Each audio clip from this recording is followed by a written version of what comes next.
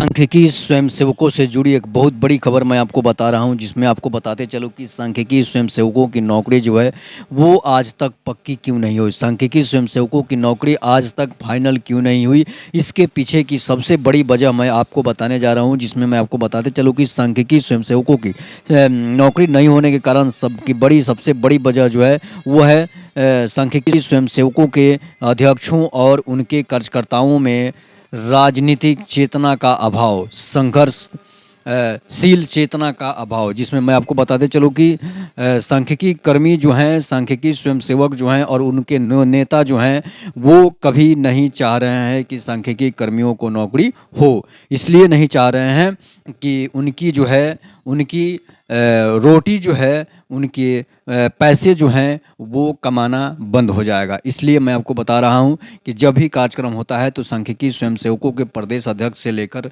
सचिव, महासचिव, उपाध्यक्ष सभी लोग सांख्यिकी स्वयंसेवकों से पैसे खाकर जो है चुपचाप बैठ जाते हैं। इसके बाद मैं आपको बताते चलूँ कि जिस तरह से राजनीतिक संघर्ष जारी है, जिस तरह से आज सेविका सहायिका आंदोलन कर रही है, उस तरह से अगर सांख्यिकी कर्मी भी आंदोलन करते तो शायद आज ये दिन देखना नहीं पड़ता। 6 सालों से 6 सालों में आपने क्या किया, सरकार से आपने कितना लड़ा।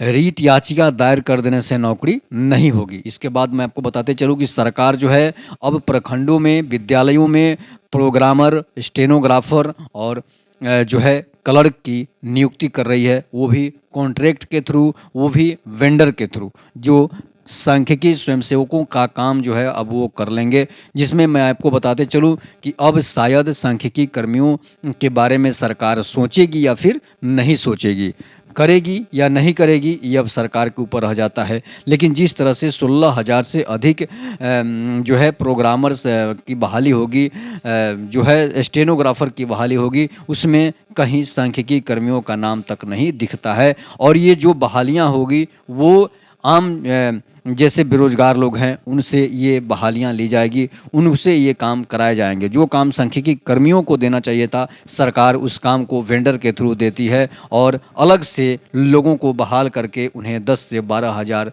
रुपये पर बहाल कर रही है। अगर यही काम सांख्यिकी कर्मियों को मिल जाता तो शायद आज सांख्यिकी कर्मियों को ये दिन नहीं देखना पड़ता, सांख्यिकी कर्मियों को एक रोजगार भी हो जाता और बिहार सरकार का एक बहुत बड़ा वोट बैंक भी बन सकता था। लेकिन बिहार सरकार जो है वो इस बात पर ना कभी ध्यान दी है और ना ध्यान देने जा रही है। मैं आपको बताते चलूँ कि अगर यही काम के लिए सांख्यिकी स्वयंसेवक के नेता जो है वो आंदोलन करते, सभी अपने कर्मचारियों को लेकर आंदोलन करते, सांख्यिकी कर्मियों को लेकर आंदोलन करते, तो शायद ये प्रोग्रामर और स्टेनोग्राफर का काम जो है, विद्यालयों में क्लर्क का काम जो है वो सरकार जो है बंधुआ मजदूरी पर नहीं रहकर सांख्यिकी कर्मियों को वही काम 16,000 रुपये पेमेंट पर दे सकती थी। लेकिन सरकार जो है, ना तो सरकार इस बात को सुनती है और ना सांख्यिकी स्वयंसेवकों के नेता जो हैं वो सुनते हैं। अगर ये काम जो है सरकार से लड़के आप ले लेते तो फिर आपको भी 16,000 रुपये पारिश्रमिक वेतन पर